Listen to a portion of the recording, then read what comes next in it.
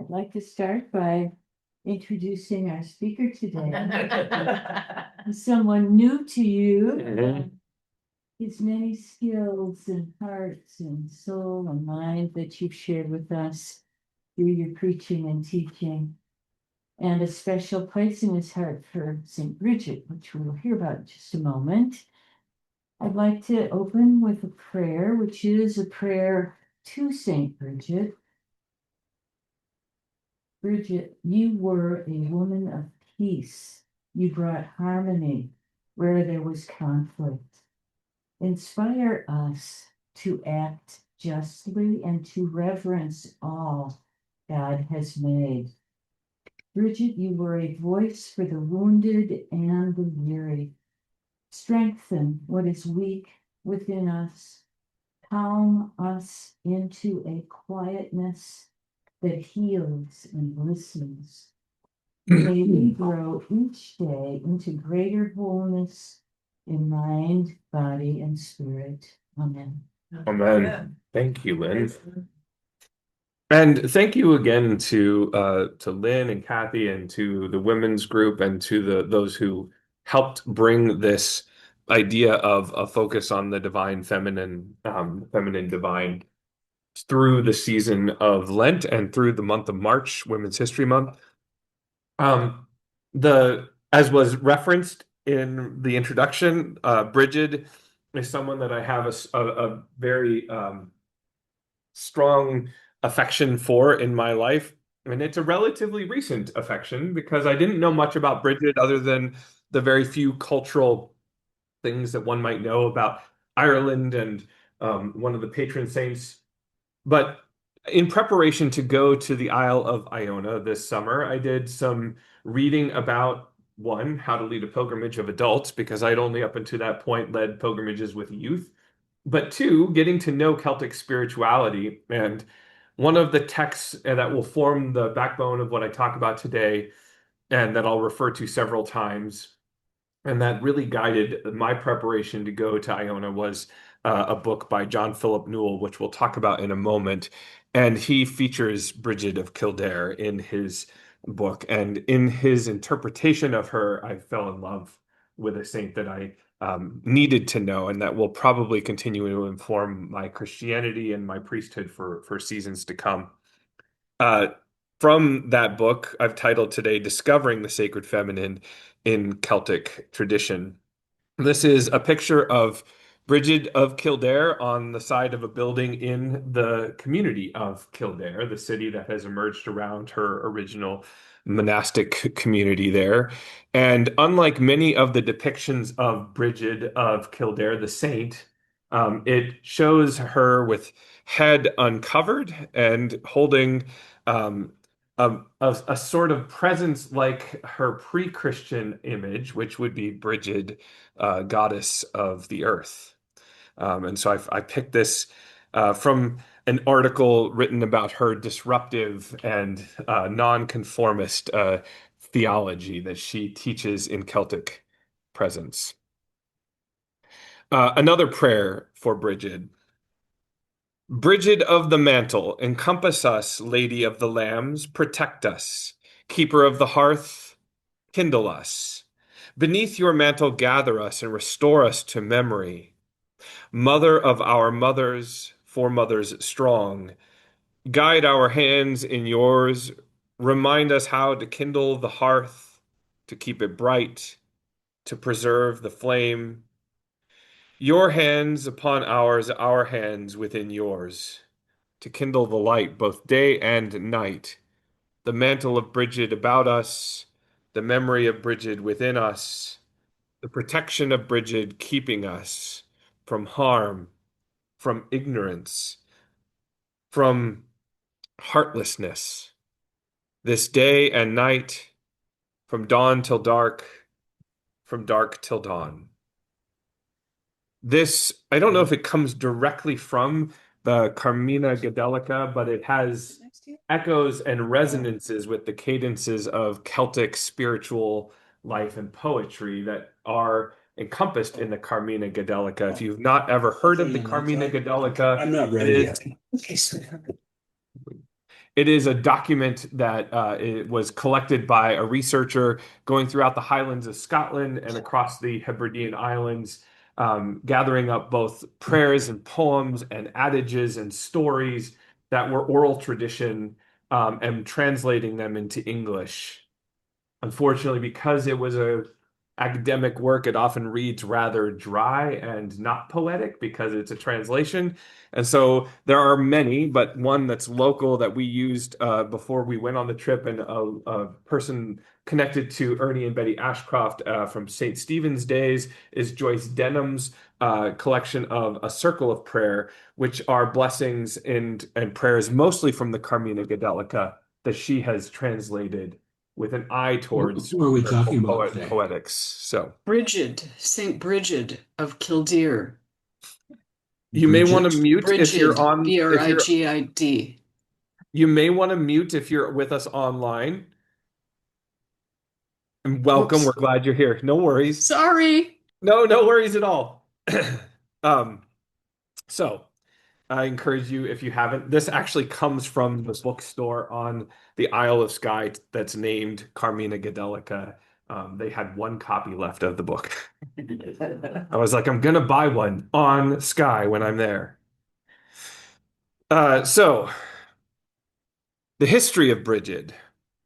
It should be noted that there isn't a lot of actual historical history in the sense of what we might call academic history about Brigid of Kildare. The depiction on the right, the one that we get that's far more traditional. If you were to search for an image of Brigid, you would get icons, stained glass windows, and even contemporary art that includes some version of someone who looks like a nun because she was a monastic, in Christian traditions, telling of it.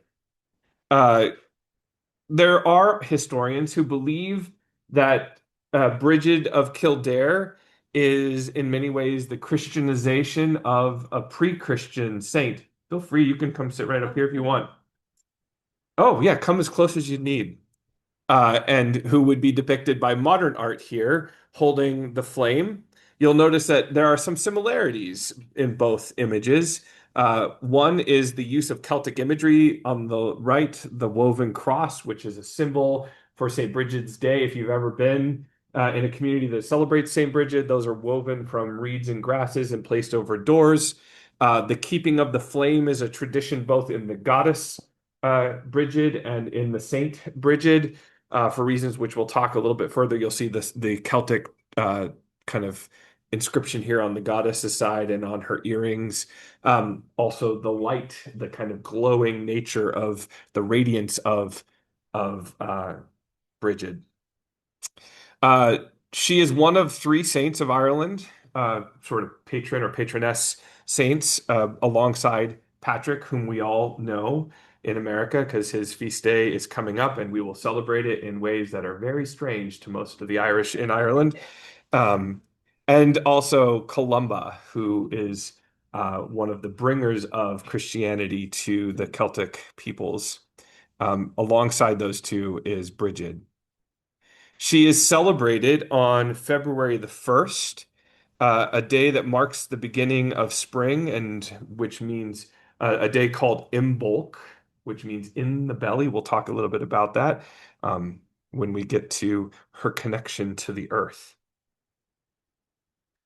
So, as I said, John Philip Newell's book, Sacred Earth, Sacred Soul, Celtic Wisdom for Reawakening to What Our Souls Know and Healing the World, was the book that introduced me most fully to Brigid. If you've not read this book and want to have your theology shaken and stirred, both, I would highly recommend reading Newell's reflection on several Celtic individuals, including those who have lived and grew up stateside but had Celtic roots, and those who are pre-history, like Brigid. I pull at many points from his book, but this quote kind of opens the chapter on her. It says, Celtic wisdom remembers the sacredness of the feminine. Deep within us and deep within the matter of the universe is a conjoining of masculine and feminine energy. Both are of God. Both are essential to us individually and as a species. At the heart of the marriage of heaven and earth is a dance, when the sacred feminine and masculine move as one within us and make love. We are well. It is to this that the stories and legends of Brigid of Kildare invite us to awaken. Pause for that because it's a lot to chew on, but it's a beautiful introduction of the idea of how Celtic wisdom celebrates both the feminine and the masculine as essential components of the divine and as essential parts of what we find in ourselves and in the world around us, and that we minimize one or the other to our detriment, both spiritually and morally and in the world around us. So I pointed out the cross, and here's a picture of one following St. Brigid's Day on February 1st. Uh, it's placed on the doors because Brigid is a saint known for her keeping of liminal spaces. If you've studied Celtic spirituality at all, you know that idea of liminal or thin or threshold spaces. John O'Donohue talks about this. Others, practitioners of spirituality, teach about this. That, in part, is both a deeply Celtic idea and one attributable to both Brigid, the goddess of Celtic tradition, and Brigid, the saint. Again, Newell writes, legend has it that Brigid was born just before sunrise in the twilight of early morning, in that time governed neither by the sun's light nor the moon's light, but by the two lights, the twilight. It is also said that her mother gave birth to her, neither within the house nor outside, but at the threshold of the dwelling. So her birth signals that she will be associated with the meeting place between opposites, the night and the day, the sun and the moon, the within and the without. She occupies the liminal space between worlds. She stands at the doorway or meeting place between the so-called opposite dimensions of life, which have been torn apart from each other. We will explore in this presentation four aspects or four liminalities or thresholds that Brigid represents in Celtic wisdom. One is the doorway, and these come from Newell directly, the doorway between pre-Christian and Christian in Celtic culture, the portal between human and divine, the relationship between humanity and the earth, and finally, the liminality between what Newell calls the womb of the universe and what is trying to come into being.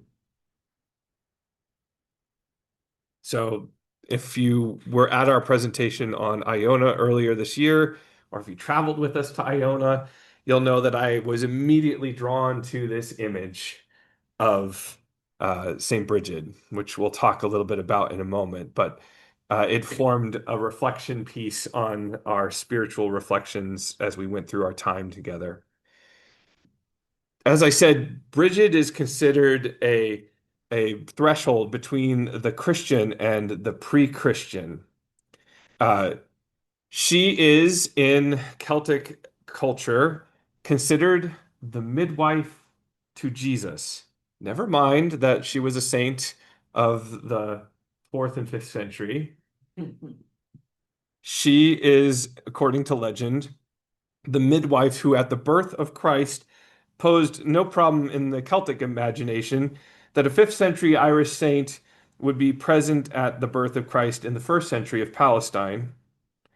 Imagination makes two worlds one, or more especially, it speaks from the one world within all worlds, the eternal dimension deep in every place and time at the heart of every people and tradition.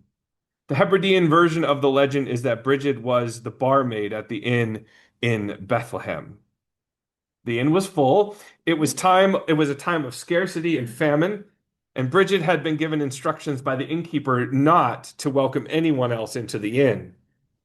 and also not to share food or drink with passers-by. She herself had only a cup of water left and a bannock, an unleavened oatmeal or barley loaf. Strangers come to the door of the inn, an older man with gray in his beard and a woman who is young and beautiful.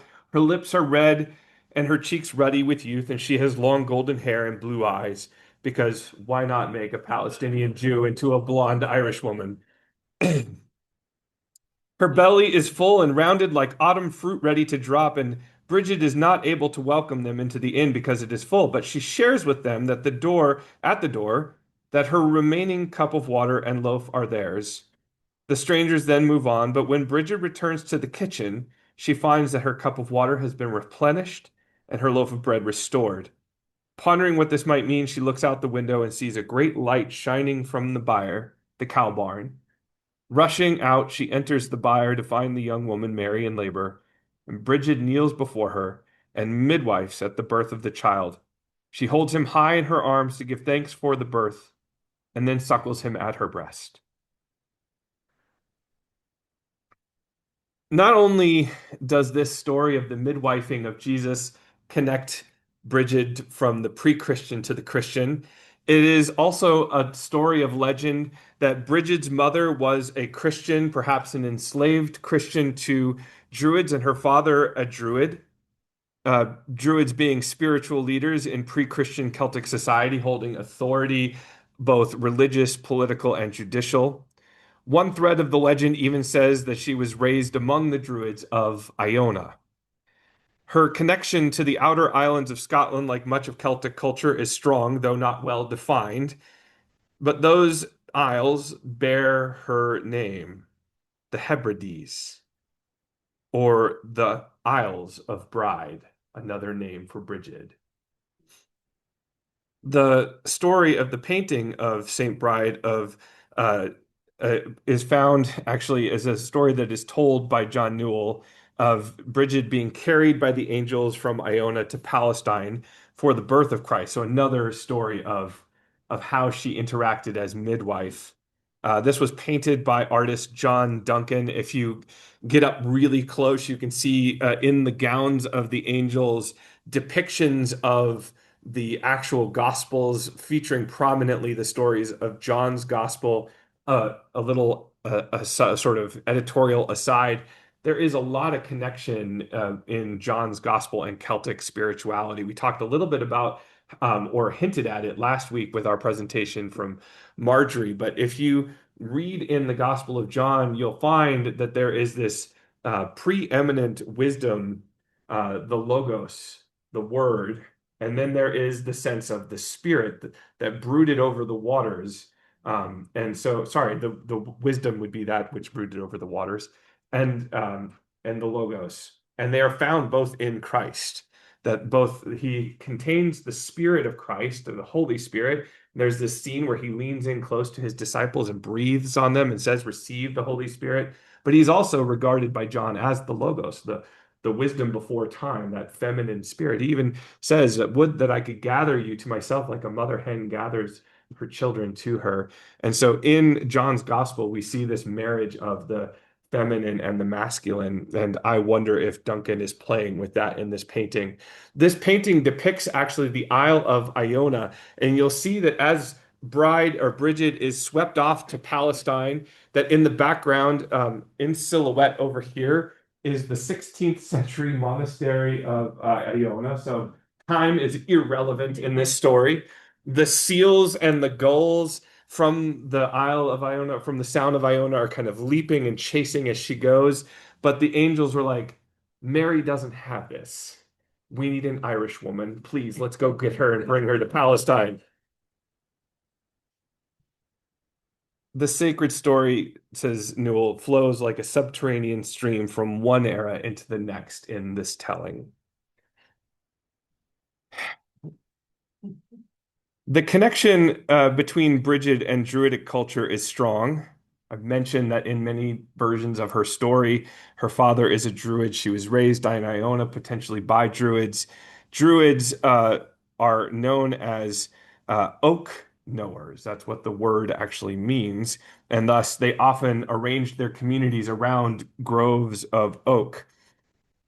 Um, Brigid, it is said of St. Columba that when Brigid came to Christianity, she came to see Christ, he says, as her druid, and her community was named Kildare, which translates from the Gaelic as Church of the Oaks. Her name also connects her to the pre-Christian Celtic goddess, as we've already discussed, Brigid, whose attributes are very similar to that of the saint, a strong connection to the earth, to fertility, to farming and livestock, which is why you'll often see in depictions, including the one that has been installed in our columbarium for today, images of sheep and cows, um, of farming and livestock. And in her honor, a perpetual fire is kept burning in Kildare.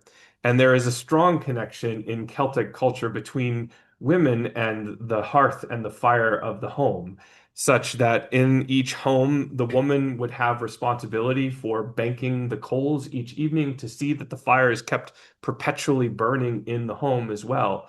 The tradition of the perpetual fire at Kildare actually went out quite literally, was smothered in the Protestant Reformation in the 16th century, or just in those centuries around the revival of a new kind of Christianity in the Isles, and has been rekindled as a sign of Celtic identity, and so it now burns again. Brigid's community at Kildare represented another aspect of the divine feminine that patriarchal Christianity tried to subvert. It is told that in her monastic community, men and women monastics lived together in community for generations under the leadership of a woman.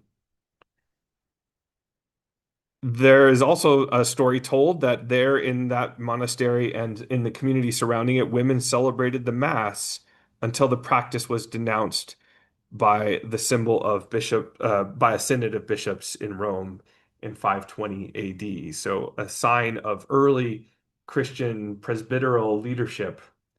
It is also said that she was consecrated somewhat irregularly as the abbess of her community, and that Bishop Mel read from the wrong service of consecration and made her instead the bishop of her community, such that she is often depicted holding a crozier and that she shared episcopal authority in her community for a long time, and her identity is considered episcopal in many traditions. So again, a subversive image and symbol and story in Celtic identity that if you've studied anything about Celtic identity and Celtic Christianity, you know it's always been in somewhat defiance of sort of the predominating Roman and Western ideals of Celtic Christianity. This is something that Newell gets into at great depths about Celtic identity and how it bucks against some of the other attributes of Western culture that are patriarchal and more Latinized. Anyways, if you haven't had a chance, do look this image up and dwell with it. It is beautiful, it is colorful, it is silly, and it is provocative. So another aspect of it disappeared on me. Another aspect of Brigid is that of the human and the divine. This is a bronze sculpture of hers from Kildare as well. So, just as Brigid was midwife to the birth of Christ in the Celtic imagination, she is also regarded as the foster mother of Jesus. Fostering, says Newell, is a strong tradition in Celtic culture. Often, Celtic princes and princesses, or the sort of royalty in their culture, would be fostered by extended families in order to keep peace across tribes. In this way, Brigid is regarded as a peacemaker, because Brigid almost replaces Mary in some aspects of Celtic spirituality, making her referred to as Mary of the Gales. So she actually takes on the name Mary. So not only was Mary not able to be able to birth Jesus on her own or to feed him appropriately from her own breast. She now can't even raise him right. So now we need Brigid for all the above. But in that way, it is probably as much a commentary on Brigid, or excuse me, on Celtic identity as being so confident in its own self. But also, it is a commentary on Brigid's identity to bring Christianity into the midst of her people in ways that are culturally inculcated. There is this notion of lying down with Brigid beneath her mantle. You probably heard in that opening reading from Newell about the sort of somewhat almost erotic overtones of the bringing together or the marriage of male and female within Brigid's identity and how those two things need to make love within us and within the world for there to be balance. In the same way, there is a sort of a romantic or even somewhat erotic notion of the spirituality that surrounds Brigid, of being invited to lie down with her. In the Carmina Gadelica, we read uh, that there is a consecratory role in many of the prayers of the Celtic traditions. They consecrate everything, so from lighting the fire to making the meal to lying down at night. And so, in this way, in the Carmina Gadelica, we get a prayer for consecrating sleep that reads, I lie down this night with God, and God will lie down with me. I lie down this night with Christ, and Christ will lie down with me. I lie down this night with the Spirit, and the Spirit will lie down with me. God and Christ and the Spirit be lying down with me. Some of those sleep consecrations then add or include Brigid. I lie down tonight with Bride beneath her mantle. Lying down with Brigid, says Newell, under her cloak represents the intimacy of the divine and the human. They meet under the mantle, wrapped as one. The sacred is known in this intimacy. There is also then a connection in this receiving, in this welcoming, in this connection between the human and the divine. There is a story of a tradition of Brigid and hospitality, how she welcomes all beneath her mantle. And there are stories abundant in legend about how Brigid, like she did with the Holy Family, gives water and bread, or bread, milk, and cheese, that she's always bestowing more and more gifts. Um, so in the Hebrides, there is an ancient ruin of hospitality attributed to Brigid in which the welcoming of the stranger is viewed as the welcoming of Christ. Brigid inspires an expectation of finding the sacred beyond the bounds of one's religion, culture, or nation. It is about being open to the heart of the other, ready to receive blessings from those on the other side of accentuated lines of division. It's about awakening to the holy in the other. There are stories of her generosity as a girl. She was known, as I said, for giving away the family's milk and butter and cheese to passers-by. As abbess of Kildare, she was remembered for sometimes parting with the most cherished liturgical garments of her religious community. I can't imagine that being not frustrating to the leadership there. Just for the feeding of the poor, and perhaps most famously of all, as a young woman, she gave away her father's bejeweled sword to a beggar. Her father went to the king of Leinster to complain about her. She does things, he said, without asking permission. The subversiveness of Brigid.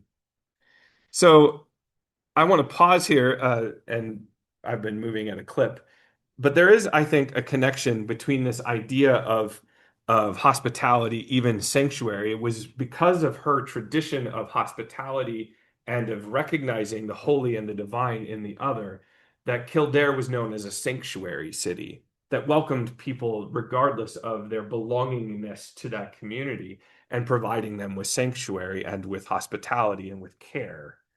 And so there is a connection in the divine feminine through Brigid to this moment that we're in.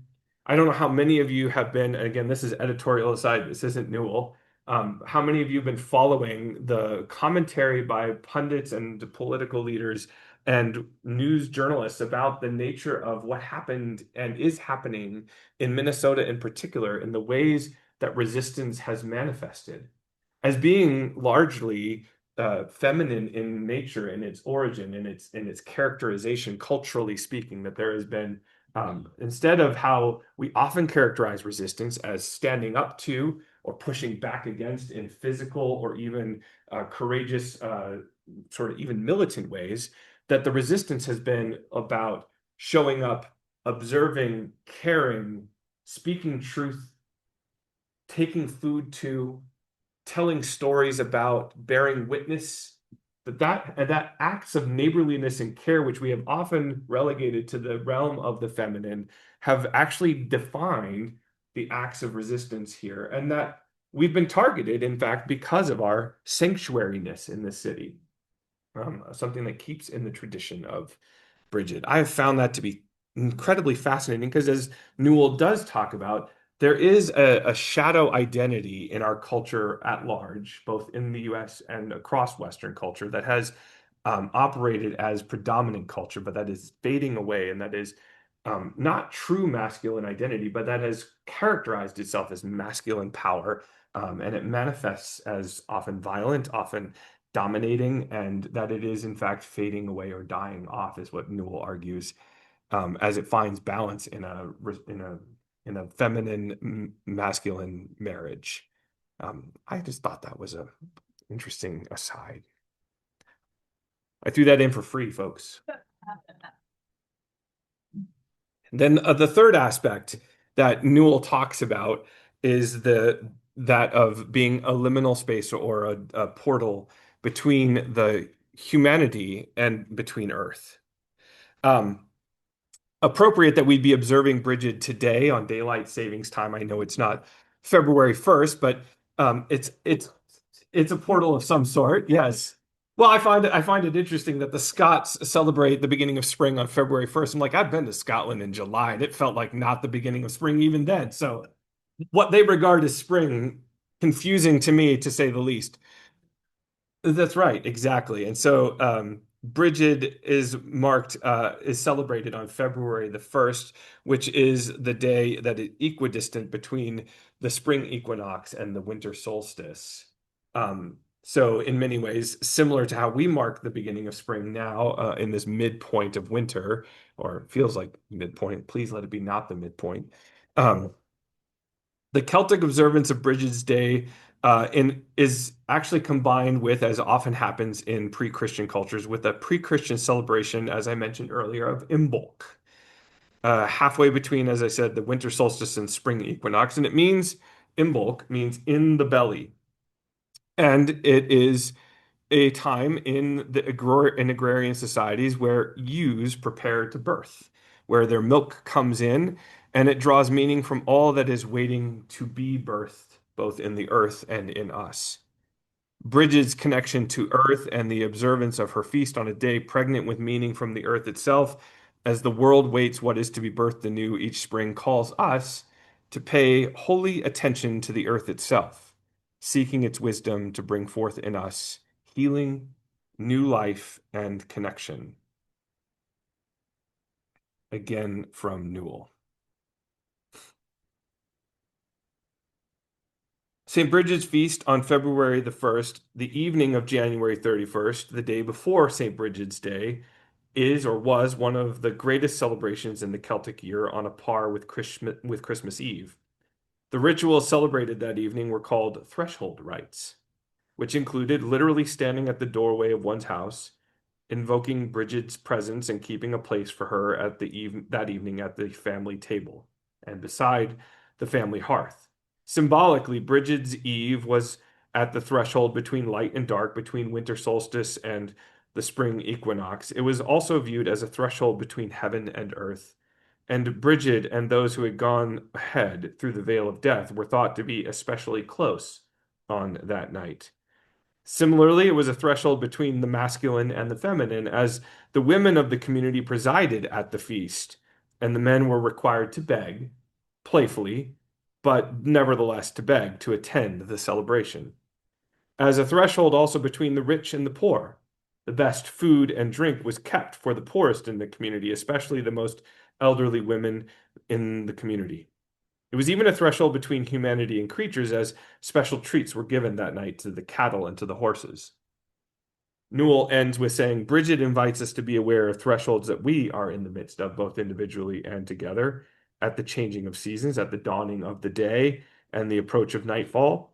Similarly, threshold times in our lives include transitions in work, resettling as families, the births of our children, new seasons in our lives, endings and partings, and times of letting go. It can be important to create simple threshold rites and practices for these transition moments. For instance, the lighting of candles, or standing together at an archway, walking a labyrinth, or undertaking a pilgrimage route.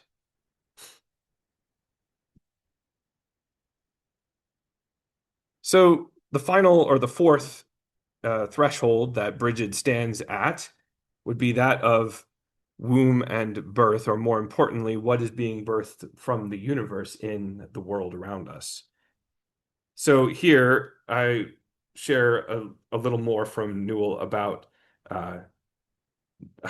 Brigid's being a midwife.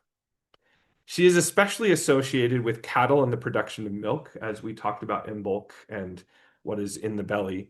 So much so that St. Brigid's cross can still be found on cowsheds throughout Ireland today. Her name has been invoked over the centuries in milking prayers, sung or chanted in rhythm with the action of milking. May there be essence in breast, substance in udder, butter, curd, fat, and cheese, says one of the prayers. A portion of another invocation echoes the fourfold rhythm of milking the udder. The teat of Mary, the teat of Brigid, the teat of Michael, the teat of God. You will not find such words in the traditional prayer books of Western Christianity. Teats are entirely lacking there, says Newell, whether creaturely, human, or divine. We need to learn to laugh at this almost unbelievable disconnect between the spiritual and the physical, and between the feminine and the divine. If we do not laugh, let us weep. For it is a tragic separation between the realms of grace and the realm of nature, a lack of integration that has wreaked havoc in the lives of so many women and men in humanity's relationship with the earth. But maybe we need to do both, he says, to laugh and weep, for both will help release in us holy tears to water the soil of our souls and nurture again our memory of nature's sacredness and the sacredness of the feminine. Brigid, as a midwife, also notes that there is a special place in Celtic culture for water. Across Ireland and across Scotland, because in part water is a common aspect of the birthing process. Brigid is connected to sacred wells. Many of them filled in Scotland because of the Protestant Reformation, but many still visible and available to visit in Ireland, one of which is in fuzzy contrast here, some which you can actually walk down into to be in connection with the living water. But also, Brigid is invoked and known in places where water touches the land, like the shore of a lake or a loch, or the ocean itself, or a river and a stream. So that when you find yourself at these thresholds where water touches land, you find yourself in the presence of Brigid, who is always midwifing something through liminal spaces in the Celtic understanding.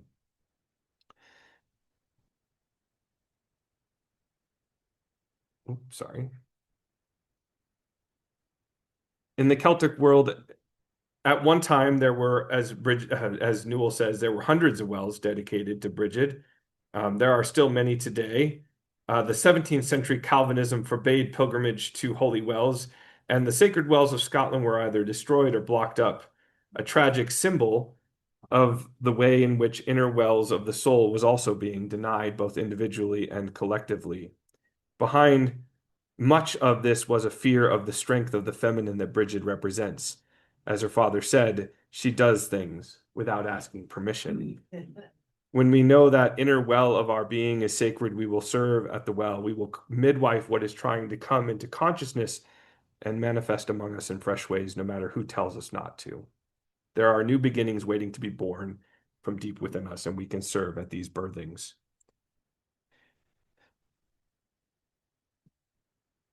This, as anticipated by some of us, is an image from Iona at the threshold of the where the water meets the land.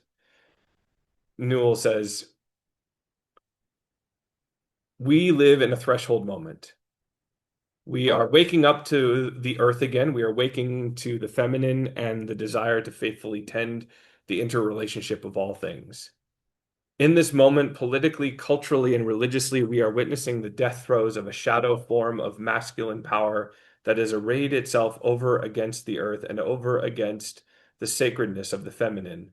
This shadow form of power, however, has no ultimate future, for it is essentially false in its betrayal of the earth and the feminine.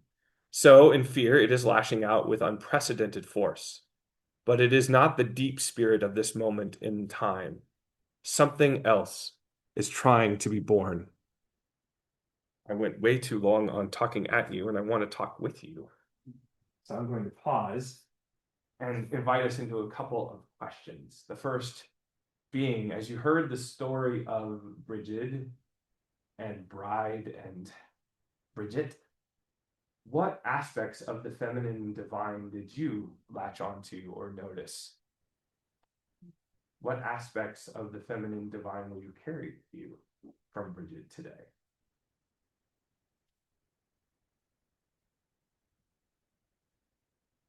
Yeah. I'll make a comment about what's happening today. Mm-hmm. I've been out on the streets a lot during this lovely experience.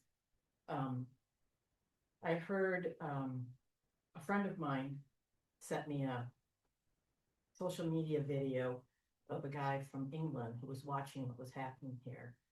And he kept talking about old women. There are old women. They're out there. The old women are out there. Over, and he said old women, and I couldn't watch the end of it because he just like said it too many times. And I sort of laughed at that, like, well, that's one version of it, right? But that was early on. And then maybe about a month ago, I heard on a call, I heard a man talking, and he said, I'm a girl dad. And I just want you to know how much it means that there are all these girl mothers. There's all these mothers that are out here doing this. And so I kind of registered that. And then last week I heard a woman that I was talking to, and she had recently moved here from out east, she said. And her family and friends out east were begging her to come back. Like, what are you doing there? You shouldn't be there. You shouldn't be there. And she said, I'm here because people care. And that's not the way it is out there. They care here. And she was just resilient about being. So I think picking up on that comment, I think it is really, really true. Thank you. Other noticings either from what we've witnessed here or more equally so amongst the feminine divine through Brigid? Yes, or I noticed that she was holding a flame. I've never heard the story of Brigid, but I was, noticing that she seemed very resilient and strong. Yeah. And that's a lot of what we see today is, people or women being resilient and strong, no matter what comes their way. Yeah. Especially with you saying in the threshold of the doorway she gave birth. Yeah. And it's traumatizing enough to have a baby. Yeah. But to have it in that manner is, strength in itself. Yeah. Oftentimes Brigid was depicted on her knees because that would be the image of birthing in the doorway, sort of arms on either side of the posts bearing down. I don't remember her name, but the head of the Sisters of Saint Donatus in the Call to Midwife says, Sister Julian, she says at one point, I've only seen two motivations for any action in the world. They've been either fear or love. And I hear that so much in the wisdom of Brigid, that you can honor the motivations of fear, or you can honor the motivations of love, and what you feed and brings out. Yeah, Keith. The idea of Portland also reminds me of well, in her name, bridge. It's a bridge. It's she's the both and, not the either or. It's very Anglican, and it's one of the things in reading Newell, how much I came back to seminary history classes about Celtic identity that fought so hard with the sort of colonial forces of Christianity that were colonizing the British Isles, and how because of that wrestling, Anglican identity still within like the Church of England and Anglican Christianity around the globe still holds some of that wrestling in it, that is that both and that we don't feel as prominently in other forms and expressions of Christianity. And I would say that's the heritage, not of the Roman Christianity that came to the Isles. I don't mean Roman Catholic, I mean that colonizing force, but it is the legacy of that latent Celtic identity that predates Christianity, that we are inheritors of. And I used to be shy about saying that, in part because it felt like I was espousing some love of a kind of Western white world. But in fact, Celtic identity is an indigenous identity, indigenous to the British Isles, that is a pre-Christian and a spirituality that is, like a lot of indigenous spiritualities around the world, more connected with the earth under its feet. So we have time for one more noticing. I'm so sorry to have gone so long. Yeah. So I had this thought when we were on Iona, and that's we talk about these liminal spaces, and very often between earth and water on the shore. And being the scientist that I am, I think of triple points in supercritical fluids. So if you put pressure on something, there is a point at which you have gas, solid, and liquid all at the same time. And that got me to think that we're always at a liminal space, whether we're at the shore or not, because we're always here on the earth or in a boat on the water, but we have sky above us. And so we have the gas, the water, and the solid always with us. And that got me to think, and again, one strange way of another place is we're here now, but we have the past and the future in front of us. So as we travel the earth and through time, we're always at a liminal space. So every moment should be special. Thank you, David. If that made any sense. It did. I wrote it down last summer. And it was Yeah. I can't tell you about how many times I've thought about the triple point, so I was just gonna go. That didn't make sense though. So thank you for both what I just learned and that beautiful thought. Well, that's a good place for us to rest. I encourage you to continue to pray with Brigid, to learn from Brigid, and to dwell with Celtic wisdom that comes through and celebrates the sacred feminine, which is in all of us. So, Thank you, Cheers. yeah, cheers. I'll see you.